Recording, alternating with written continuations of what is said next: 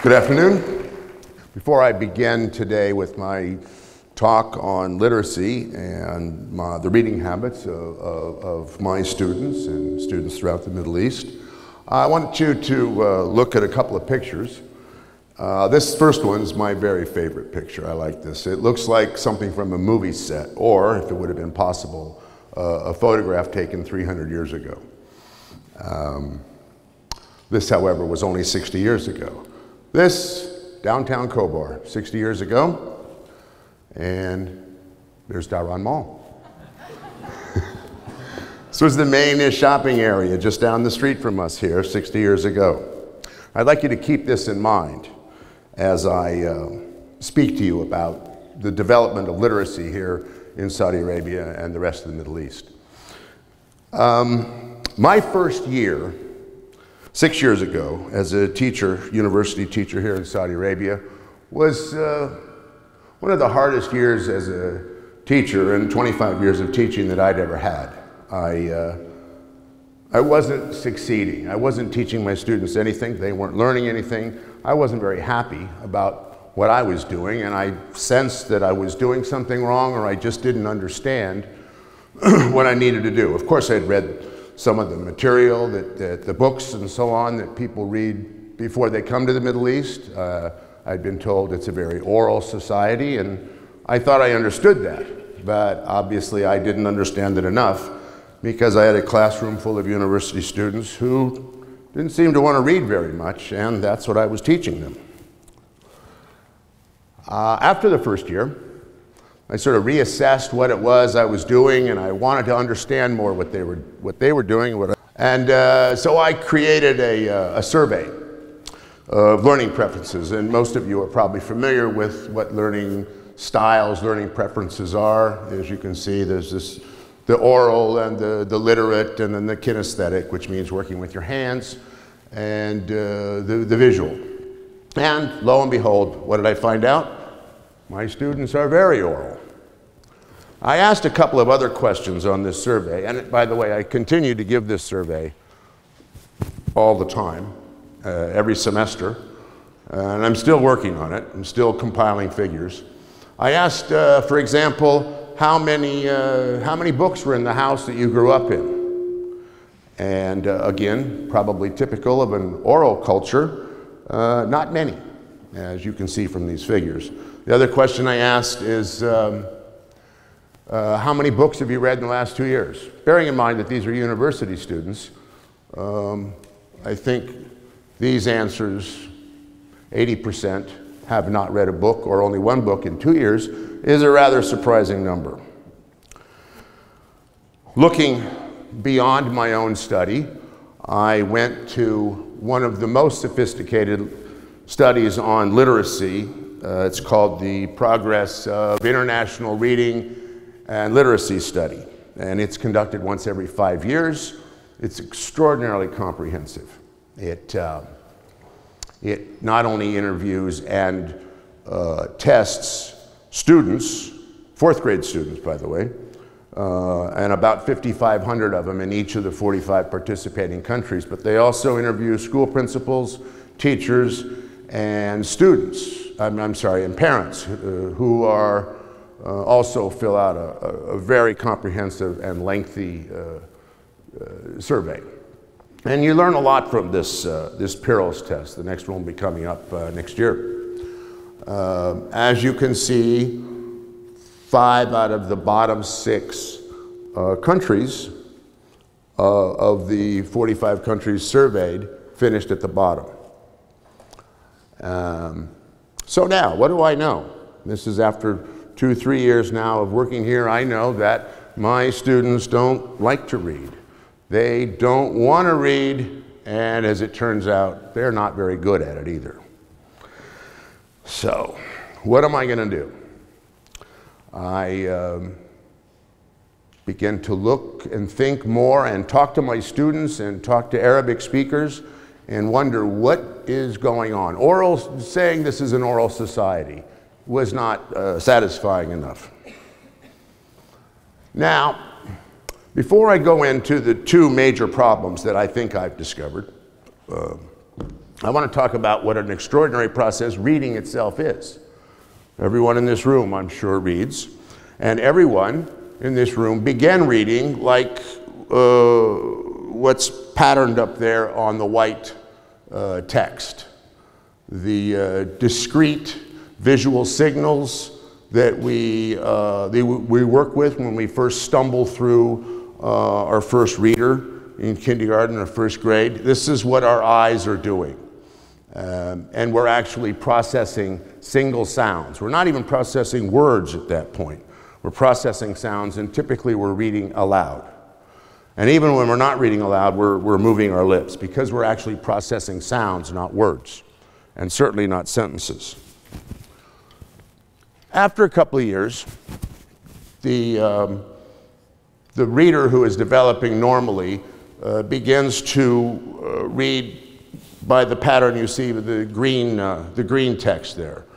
They begin to be able to process entire words at one time. They're becoming more proficient, more efficient, and actually more accurate as well. This usually takes place third grade, fourth grade. By the time the normal reader is over the age of 12, line 4 or line 3, the blue line, represents the line of text that this is the way they read. This is the way they read. And they read as you and I all read, in chunks, large chunks of words. And they process them very, very quickly. Well, that's enough about the reading process. I think you can all think back on how you learned to read and how you progressed yourself. The reason I bring this up is because this is going to indicate the first problem that Arabic speakers encounter when they enter the first grade and begin to learn to read. The term at the top there, diglossia, indicates two separate, distinct languages that exist within one society. And the way that this happens in Arabic culture is something I'm going to take a minute or two to explain. Classical Arabic is, of course, the Arabic of the Quran. And everybody knows this. Everybody understands it when they hear it. And most people learn how to read it themselves. However, it is a little like reading Chaucer. It's not a language anybody actually speaks. Although it forms the basis of all other forms of Arabic, it's not a language that's used orally. I'm going to skip modern standard English for just a moment and talk about the colloquial dialects that exist all across the Arab-speaking world.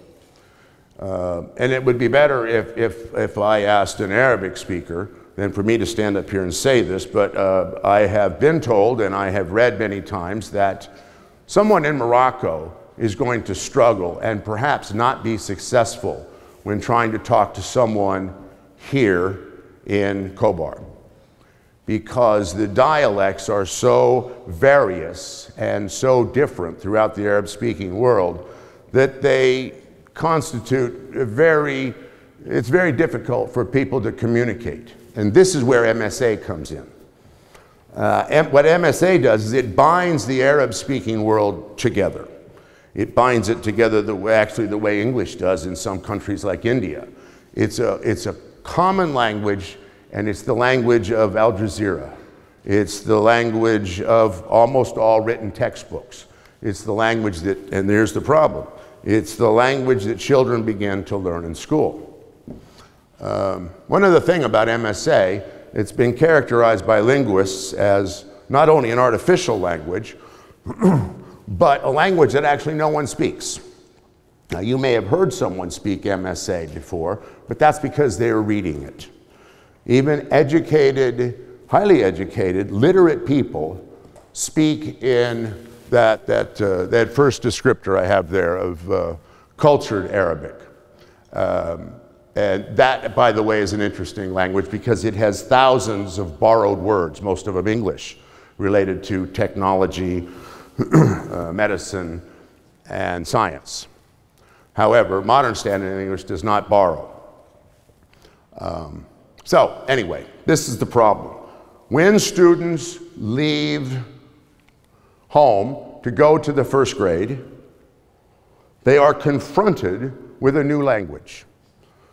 They're confronted with a language, this MSA, that has been characterized by linguists as essentially a foreign language. It is not a dialect of Arabic, it's a different language.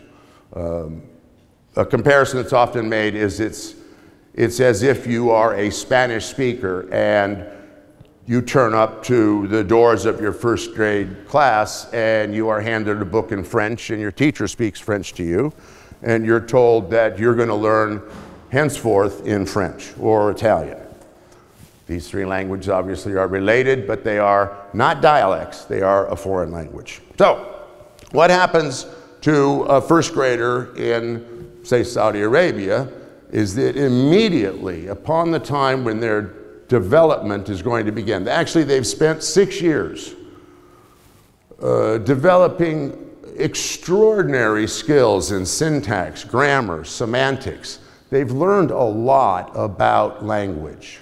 It's just not the language that they're going to be using in school. It's the language that their parents use, that's used in their neighborhoods. It's the language they know. Now they're going to learn a different language, and they're going to learn to do all the other things that involves reading at the same time. What happens, I think, to most kids in the first grade is it's the first impediment, the first discouraging barrier from them becoming wholly literate. The red line up there, I think it's red, it's purple something, represents a French kid, a Russian kid, an English-speaking kid. These kids are processing symbolically on paper the exact same language they've been speaking at home, the very same language they've been speaking their entire lives. And so reading it, learning to read, is simply a matter of decoding the characters on a piece of paper, the exact language they know. An Arabic speaker has to decode a foreign language. This creates a lot of problems for them, and this is the first impediment. All right, so now I want to talk for a minute about diacritical marks. Now, for those of you that do speak Arabic, I realize I'm going to say some things that seem overly generalized and maybe not true, and I apologize in advance. I don't mean to. I'm simply trying to explain in English something that happens in Arabic, which is very difficult, if not impossible, because it's a different language. Anyway, diacritical marks are used to mark short vowels in the Arabic language. And this example, up here, if you can take a look at it, I hope it's self-explanatory. The marks in the little white box in the middle there, that mark above it gives you the A in Sam. Otherwise, it would just be S. As you see at the bottom, the one with the circle is just the plain S sound that we make in English. But if the very same letter has a mark on the top, it becomes Sa. Or it could be Su with that other mark on top. If it's the mark on the bottom, it could be Si, I. So, what you see there, the thing I've written in English, but just below on your right there, says Sam sits in the sun.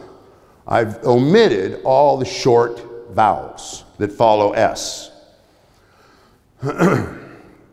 This is what happens when a child enters the 4th grade in Saudi Arabia, or in the rest, or most of the rest of the Arabic-speaking world.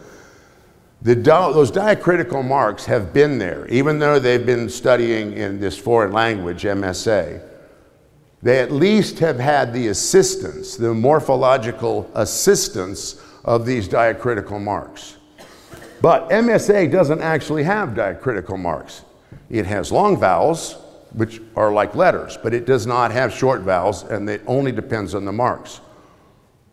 They removed them from all the textbooks and all the material that people use during the time in education, after the 4th grade, 3rd grade, somewhere in there. And so now children, once again, are beset with a puzzle, a decoding puzzle of a language that they still don't really speak. They only read modern standard Arabic. It's a little like my students who leave my classroom. The minute they leave, they revert back to Arabic. It's the same with MSA. When they leave their first grade, second grade, third grade classroom, they don't keep speaking that MSA. They go back to the colloquial Arabic that they're used to. All right, so now I suspect I've begun to give you some idea of what's going on. And again, in the fourth grade, when the diacritical marks are taken away, students once again lose interest and lose proficiency in their developmental process of learning to read. And I think what happens is that a lot of them just get discouraged. A lot of them, the development has been so short-circuited along the way in those critical years where they're learning to read that they either stop learning to read, give up reading, and lose interest in reading. This on top of living in an oral culture where no one really expects you to read much anyway. Talking rather than reading serves all of your social needs. So the emphasis on reading is minimal, and it's just easier not to. Let me just briefly, in the little time I have left, explain in a very different way what I think happens. About 20 years ago, a friend of mine handed me an essay, an article that he wanted me to read. And I took it and I looked at it for about 15 seconds. I set it down and I said, okay, what's going on? And he said, no, read it. So I picked it up and I spent another 15 seconds and I said, okay, it's about Hamlet. I got it. You know, tell me what you want to tell me. And he smiled and he looked at me and he took off his reading glasses and he handed them to me. And he said, try these. I said, I want your reading glasses. Try them. I put his reading glasses on and suddenly I could read. Now what had happened to me is that I'm a literature major. I spent 11 years going to college. I didn't know that I'd stopped reading. It had happened so incrementally, so gradually, that I simply didn't know that I had stopped reading. And it was because it was becoming harder for me to see the text. It was a struggle. And because it was a struggle, I just sort of reverted to talking all the time. Once I put the glasses on, of course, I was back to reading a novel a week and was elated at this revelation that books still existed. Anyway, that's my metaphor for what I think happens. Now, is there any hope for the future? Will this country build a new generation of literate students? We all know that without literacy, it's almost impossible to build intellectual capital. And certainly, Saudi Arabia is more than interested in becoming a serious world player on the stage. And they'd like to be more than just the country that provides oil.